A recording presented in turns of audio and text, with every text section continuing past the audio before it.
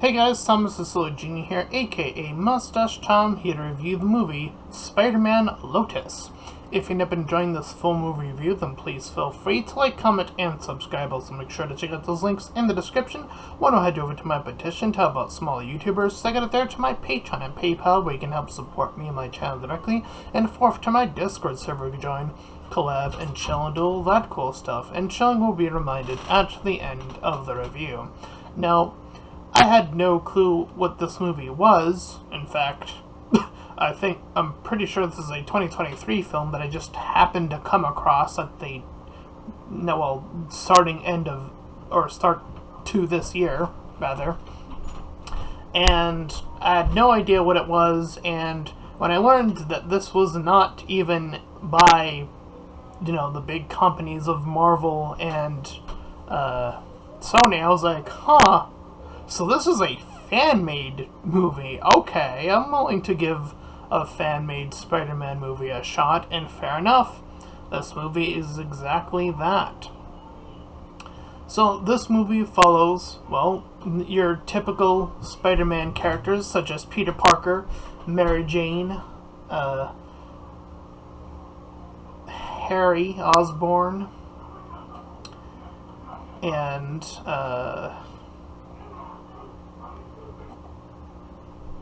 Gwen Stacy. I was blanking on her name for a second there. Sorry, but I digress.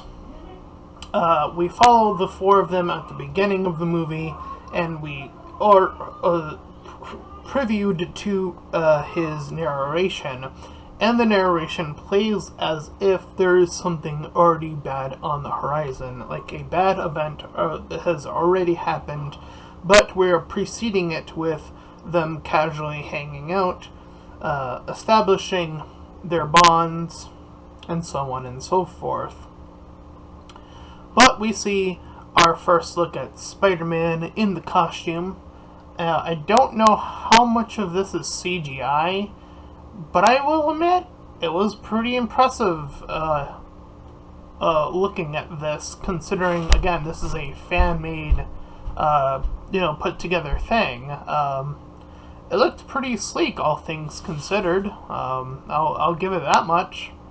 And so, one of the first enemies that Spider-Man in this movie deals with is Shocker. His costume is a little bit clunky, but, I'm assuming based off of that this is like the introduction to some of his Spider-Man's gallery here, including Shocker in this movie in particular. But after that fight, we get a little bit more narration as the credits play, and we get a lot of comic book, a lot of comic book shots here, and this is actually taking us through a time skip, but via these comic strips, and we see that he's fought Green Goblin in this. I'm assuming that being Harry Osborn's father, Norman, in this instance. And apparently, in their fight, Gwen was involved in some capacity, and she was put in the line of danger, and she, in this version as well, she had met an ill fate, had died, and so Spider-Man has failed to protect someone he loved. Now, to be clear, in this iteration, Peter is in love with, indeed, Gwen. MJ seems to be sort of friends with him and sort of chill with Harry as well. And then we see a few other characters that are very notable to the Spider-Man lore, like Flash and Peter's other love interest that I don't remember her name off the top of my head. I think her name's like Liz or something like that. And her and Liz, her and Flash are together, I think, is what they sort of propose in this iteration anyway. But I digress.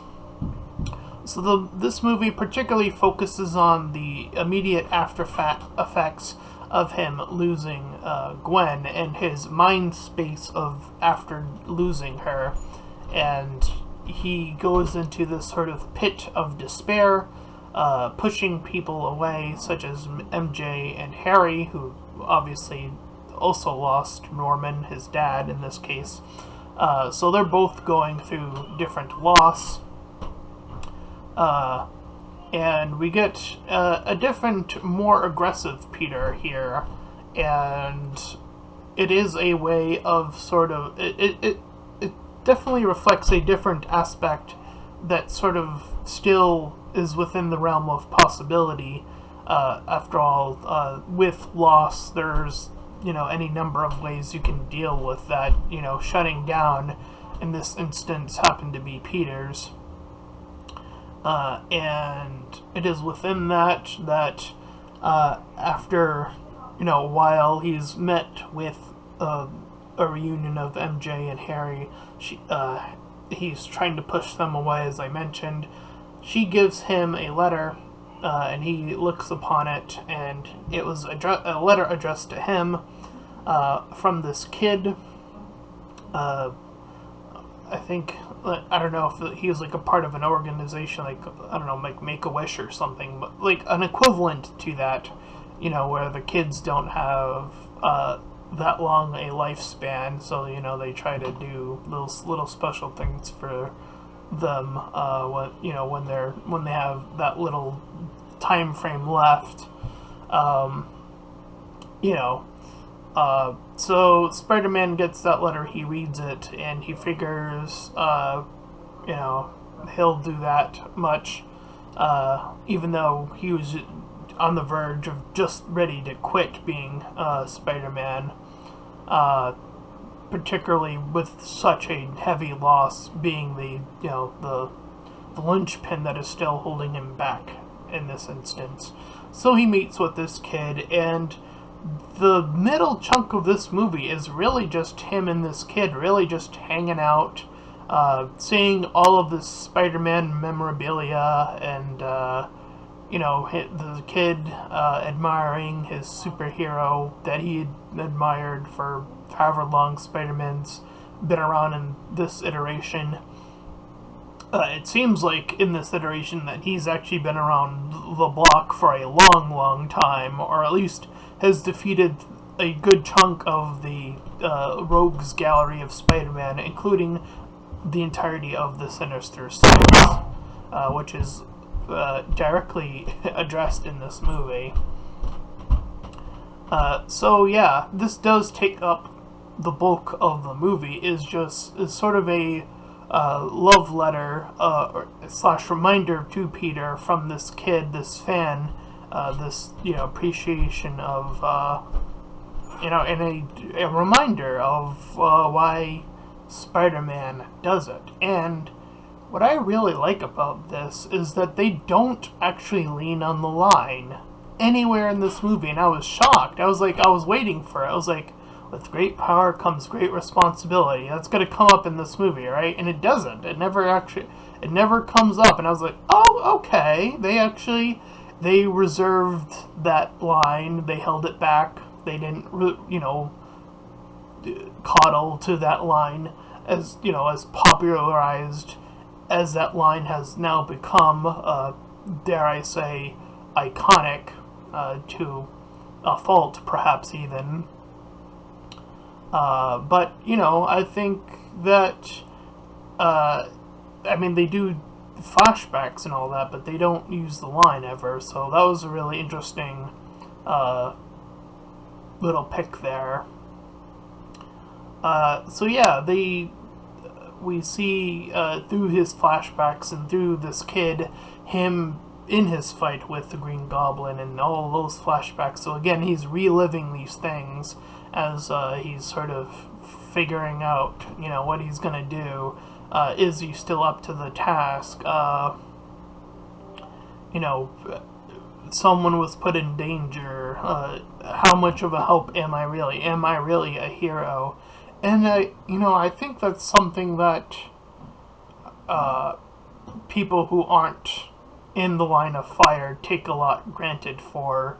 And I'm talking about like people whose jobs it is directly to save people, whether that be someone who like works, I don't know, in a hospital, or like police, or firefighters, or like the third example, immediate example that I think of like people who are, you know, getting in there and really, you know, but what happens to that individual when they fail? I think that it's taking that and putting it through the lens of a superhero. And I know we've had that story time and time again, but I do really appreciate that is something that is like a constant reminder, because again, at least in real life, it doesn't always feel like those particular fields are appreciated enough. Um, you know, despite issues within the grander organizations, let's say, you know, there are faults here and there within them, sure, but you know, criticisms you can make of them, sure, but at the end of the day, the core thing is what they're trying to do is save people, of course. Um, you know, so with that, Spider-Man is very thankful. He tells the kid that he feels nice, and he is glad that he was reminded through this kid why he did it, why he needs to go back to doing it, why he needs to do this, not because he wants to, but because he has to. Dare I use the word that I hate, but destiny, sort of. But I don't think that's necessarily destiny in the direct terminology, but it's very, very close in proximity to it at the very most. A calling that he needs to go back to, because he now sees, you know, and as we have been seeing his narration throughout, it's actually put into context, which I actually really appreciate. You don't actually get that a lot in movies when you hear narration. You don't. I don't even remember the last movie like narration was put into a new context later on.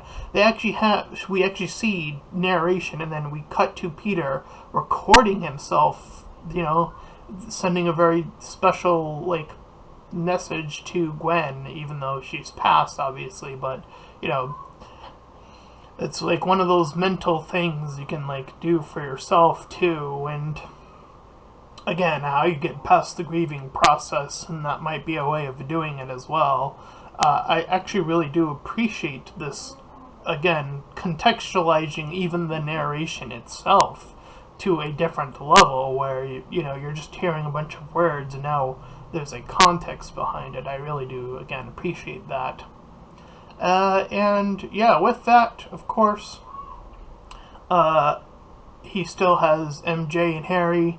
They reunite once again after that, and he apologizes to them, you know, for for essentially pushing them specifically away. And you know, they sort of rebound back in their own ways. Harry was dealing with his own depressions, even perhaps suicidal or close to it, if not. And MJ dealing with the amount of piling failures that have been, you know, through the wills of being an actress in New York, or or fake New York, I guess. But still, you know, very akin to something I'm all too familiar with in terms of MJ. I have definitely have experienced with failure time and time again, from the first book I wrote and the sequel to Syndicate X. I failed, it didn't do well, published it, didn't sell out anything, to failing at a writing competition, placing on third on the writing competition that I was a part of, still failing to be a good YouTuber. I still to this day in 2024, feel that since I'm not at that threshold of 1,000 subscribers, which is what YouTube has dictated is the proper number apparently to be a real YouTuber. So since that is the case, I don't feel like a real YouTuber yet. And in that regard, having that many failures under one's belt, trying to find that level of positivity, trying to move forward regardless. And there is almost this level of insanity to it that I do wish that Mary Jane's character would have gone through a little bit more, because I do think that that kind of can play a part into it, because they do lean a little bit deeper into Harry's state. Obviously, we see the pills on the ground and everything, so the implications are already there. So I wish they would have pushed MJ in a very different direction, but made it very clear as well, where her mental state was. But they are reunited, the three of them now, and they're celebrating the Flash or his going away or something. So they're celebrating that he's outside, and he just gets there. They're all inside. We see or hear the sirens in the distance, and then we see Spider-Man just be like, well, it's that calling, So, of course, as in traditional fashion, and almost playing vintage to Superman, actually, him running away and then doing the shirt rip away, as that is the final shot of him running in a dark alleyway, ripping away the shirt to reveal his costume is underneath. And that was Spider-Man Lotus. And I, as a fan film, I gotta say, I was pleasantly surprised. The fighting is a little on the wonky side, but there isn't too much of it, and it's not that bad, all things considered. And yeah, they mostly stick to human drama, but it's really well done human drama. It's really heavy, it's really impactful, it makes you think about stuff. So yeah, the scene that really embodies this special is definitely the thing with the kid. And they even say this is a fan project that's celebrating Spider-Man's long success, and for those who are no longer around, who were the creators of Spider-Man, to sort of the lineage that is left behind by it, and how that it how heroes such as him and akin to him that are still around, because that is how much of an impact that they have made. That Spider-Man is very well could be eternal. He's gonna be around for a while at least. And I actually do appreciate within the special that Peter Parker just says it in here that anyone could have been that guy, or person to get bit. It could have been anybody. Perhaps a little Easter egg or hint to a Miles Morales being Spider-Man. And I think that's fair. I think Spider-Man is a mantle. It's not a person anymore. With the that's what Across and Into the Spider-Verse proved, is that there isn't just one Spider-Man. There hasn't been for a long time. It's gone beyond Peter Parker. There's Miguel as well, misguided as his thing is in that movie. But there's also, again, Miles Morales. There's Gwen Stacy as Spider-Gwen. Now there's so many Spidey folk. That's sort of the point. It is expanded beyond just, one thing. And that mantle has now expanded to be in the more literal sense. Anyone, if circumstances hit them in that way, can become that Spider-Man, can become that hero. And that, to me, still is the essence of Spider-Man among, versus a lot of other superheroes, is that whereas a lot of superheroes definitely feel like individuals, Superman, as an example, Superman feels like more of a single entity, at least perspective-wise. I mean, yeah, there's been like Superwoman for like a long time now, but point still being is that still feels very akin to Clark Kent, and then you have Superboy, and then you sort of can, I guess, it's only when you get down there where you remantle Superman, I guess. But yeah, there are definitely heroes that have been around that long where it goes beyond the character, and I do believe that if there, out of any of the characters or any of the superheroes, I think Spider-Man has honestly done it the best in terms of being a mantle for people, the average person, because Superman is very overpowered, and whatever.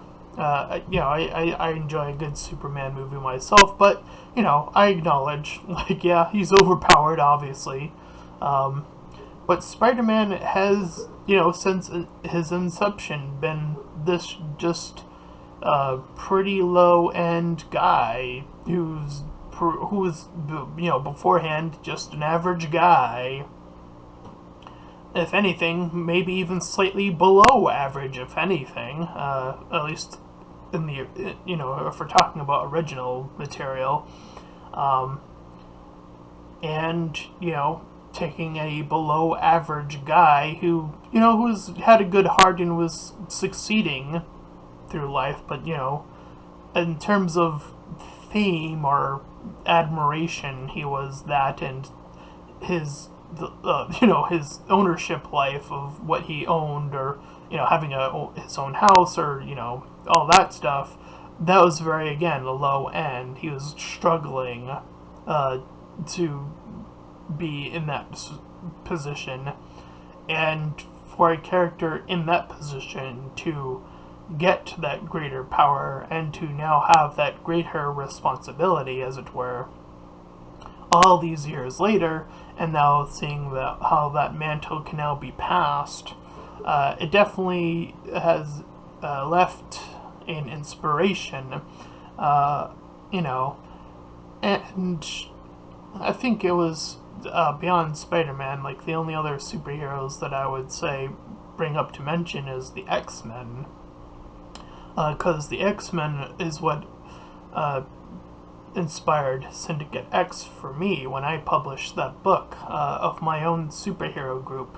I was looking at, X-Men is a very time period type of movie, as far as I'm concerned. At least, again, talking about original material here, it's very akin to the 1990s.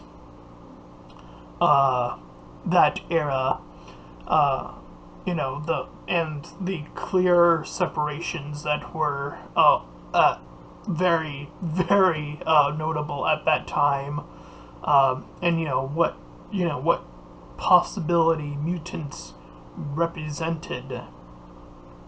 And I wanted to expand upon that. I wanted to take it to a closer to this generation, or even future-bound generation, and be like, okay, let me create my own hero names, and power sets they're probably gonna run some similarities, or same similarities, but I'm still gonna create my own personalities and all that stuff. And that's exactly what I did at that time. And yeah, it was definitely the inspirations of Spider-Man and X-Men, that combination of like, okay, I wanted my characters to be in a position where the world around them was a lot more chaotic. So I created a very shady world, a futuristic shady world. It is unironically a world that I don't think it would actually take too much to break us into that, if I'm being completely honest. From the stuff I've seen in my lifetime, I don't think we are that awfully away from breaking into some crazy shit, if I'm being quite honest. Which is definitely saying a lot. But I definitely owe, my own childhood for inspiring these independent ideas. So I really appreciate that there are a group of people who are dedicated enough to, who are fans enough and somehow got the allowance to even put this project together, because, company meddling is something that I'm now all too well aware of, so it is really fun to see a fan project of a well-known superhero just, being able to exist in this time frame. And I actually do hope to see a few more of these, if I'm being completely honest. I do think that we can celebrate more of our classic superheroes in this type of way. Allow us these opportunities, big super overlord companies, because I do think that this movie is extraordinary, solidly, solid. I would give it an 8 out of 10, honestly. Like I said, I wish there was a little bit more MJ material. I do feel like she got the short shaft of the character triad here, at least among the friend group. So I wish that she got a little bit more material out of that. But other than that, I do think that this is pretty solid. Again, for a fan-made film, I would highly recommend checking it out. You might even get a little, if you're a huge Spider-Man fan, you might even get a little nostalgic. Who knows? Maybe even a little bit emotional. Because, yeah, it has a lot there to draw from, in the, from the various pictures and all that stuff. So, again, highly recommend it. And that was my review of Spider-Man Lotus. And if you end up enjoying this review, then please feel free to like, comment, and subscribe. Also, make sure to check out those links in the description. One will head you over to my petition to help out smaller YouTubers. Second and third to my Patreon and PayPal, where you can help support me and my channel directly. And fourth to my Discord server to join, collab, and show, and all that cool stuff. And until next time, everybody, bye-bye.